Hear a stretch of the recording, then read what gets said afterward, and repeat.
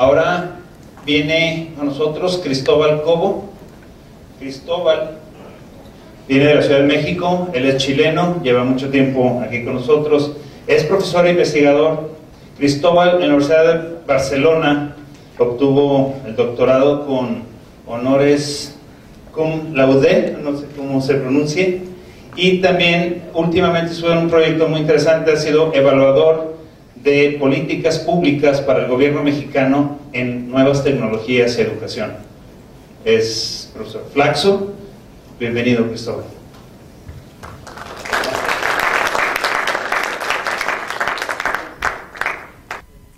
Ok, aquí está. ¿Cuál es la slide para avanzar?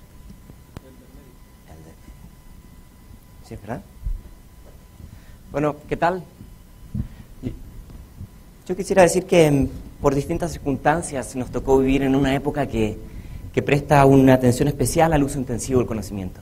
En distintas áreas y disciplinas de la época actual, el conocimiento, la innovación, el I+D, la investigación juegan un papel central. Ahora, esto no es nuevo. Peter Drucker hace más de 50 años ya hablaba de estos trabajadores del conocimiento. Lo que sí es un fenómeno sintomático de nuestra época es que además de todo este proceso donde el conocimiento es tan importante, identificamos una suerte como de distanciamiento entre ese perfil profesional que demanda el mundo del trabajo y ese perfil que se está formando en los distintos sistemas de educación, ya sea escuela o universidad. Y por eso me pareció interesante que pudiéramos hablar un poco del aprendizaje. Hay distintos tipos de aprendizaje. Está el aprendizaje cara a cara, analógico, donde yo hablo y ustedes se callan, que es el que más se utiliza aquí en las instituciones educativas, ¿sí? Hay aprendizaje a distancia, aprendizaje en línea, y el que yo me quisiera referir hoy día es el aprendizaje invisible, ¿sí? Desde una mirada crítica, el aprendizaje, los sistemas de educación formal actuales priorizan por sobre todo la estandarización, la uniformidad y, en la medida posible, la parametrización. Es decir, mientras más ordenaditos, mejor. Ahora, yo quiero dar algunos ejemplos interesantes. Este chico, Lim, es un chico que vive en Malasia, tiene 10 años. Cuando tenía 9 años, desarrolló un software que se puede descargar para iPhone, que se llama Doodle. Ustedes lo pueden bajar de la red. Hoy tiene cerca de 1 millón de descargas. Este pequeño sabe utilizar Java, JavaScript, ActionScript, comprende Applesoft Basic y en sus tiempos libres aprende Pascal y C. Quienes sepan un poco de ingeniería sabrán que esto no es cualquier cosa, especialmente si este muchacho tiene 9 años.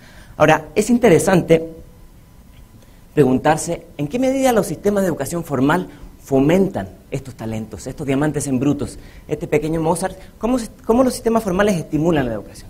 Ahora, como esa pregunta genera respuestas un poco incómodas, yo le pedí a Bernard Shaw que nos mandara un SMS, Premio Nobel de Literatura de 1925, que dice: desde muy niño tuve que interrumpir mi educación para ir a la escuela.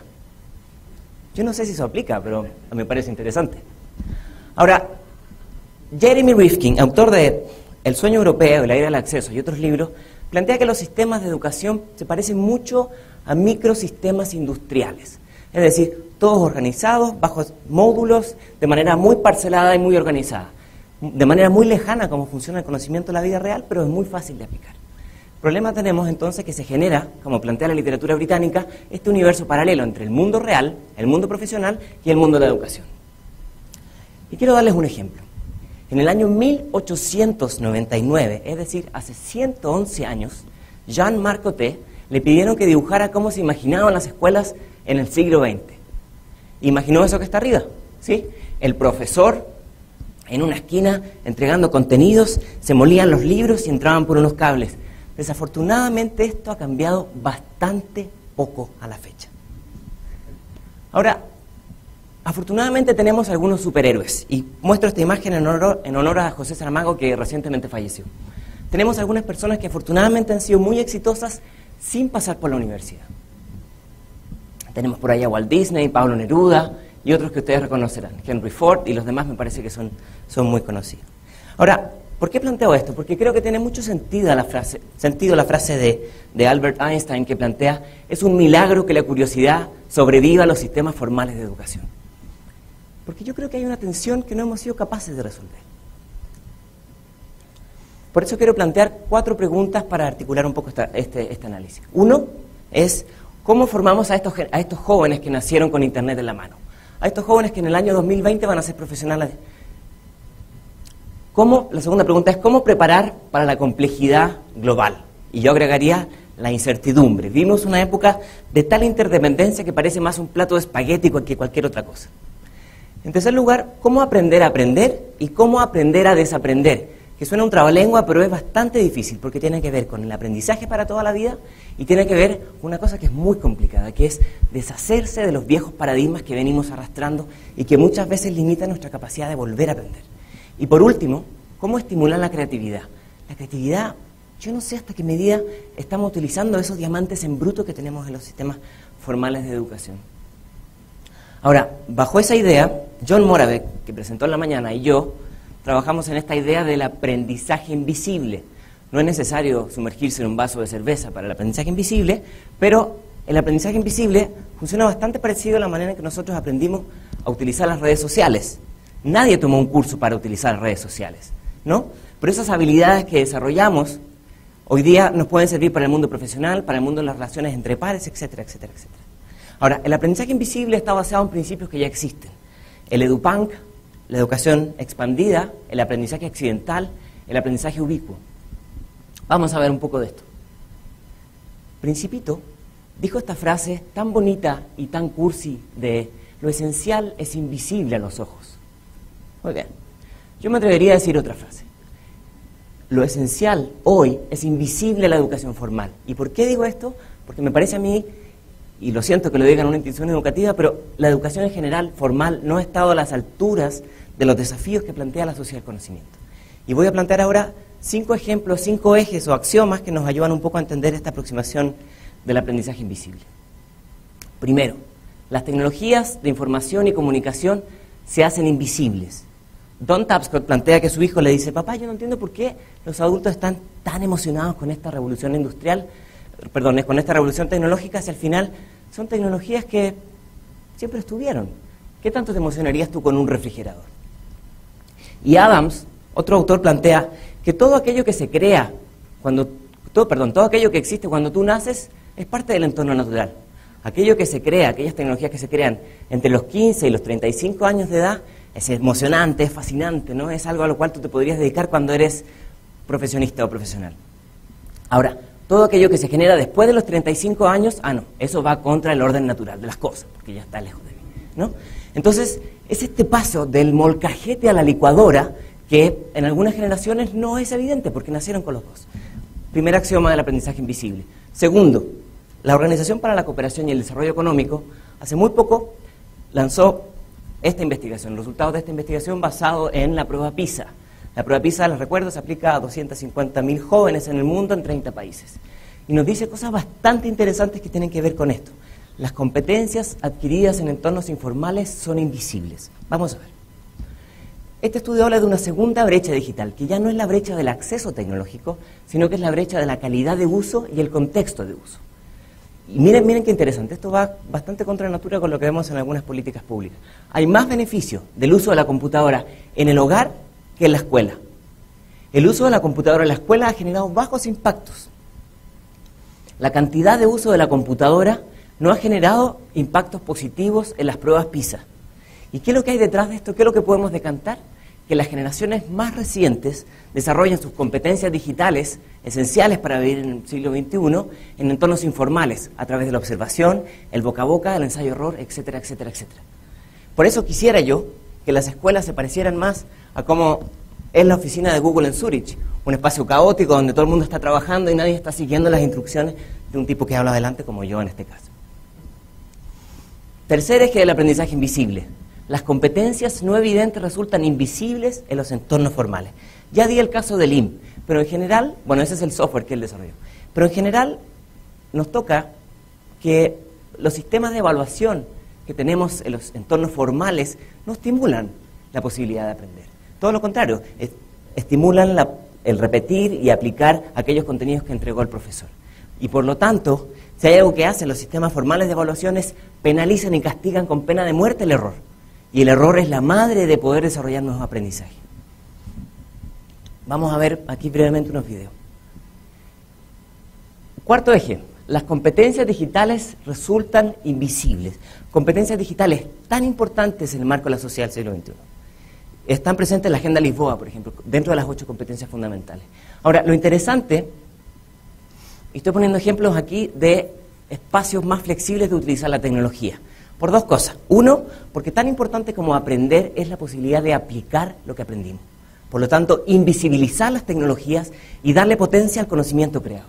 Y 2, el aprendizaje ocurre cuando estamos haciendo otra cosa. Por lo tanto, hay que cambiar el switch de la manera en que utilizamos las tecnologías. Vamos a continuar.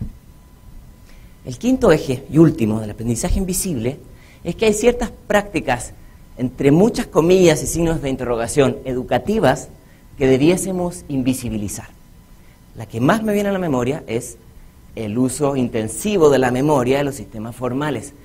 Voy a aprovechar que estamos haciendo streaming. Para los profesores que están escuchando esto, profesores, las personas tenemos mala memoria. Los discos duros tienen mucho mejor memoria que nosotros. ¿Por qué hacer esa competencia de aprender datos geográficos y aprender fechas históricas y aprender tablas periódicas? Si es mala idea eso. Eso era aplicable en ciertos contextos. Y en esa línea, quiero citar un ejemplo que me parece sustantivo. El ejemplo de Dinamarca, que hace un año viene trabajando en un proyecto para que a partir del 2011 todos los exámenes que se tomen en las escuelas de Dinamarca sean con internet prendido, funcionando. Horror para algunos docentes. ¿Por qué? ¿Cuál es el argumento que dice el Ministerio de Educación de Dinamarca? Si el mundo funciona con internet, ¿por qué la escuela debe ser offline? ¿Por qué los exámenes tienen que tomarse de manera analógica? Claro, podríamos decir, lo que pasa es que pueden copiar. Bueno, ese es un problema que tiene que resolver la escuela, enseñar a contextualizar, a citar, a vincular trozos de conocimiento, etcétera, etcétera, etcétera, ¿no? Pero esa es una atención que debe enfrentar la escuela y no apagar todas las computadoras porque hay posibilidades de error, ¿no? Si el mundo profesional funciona con internet, ¿por qué la escuela no?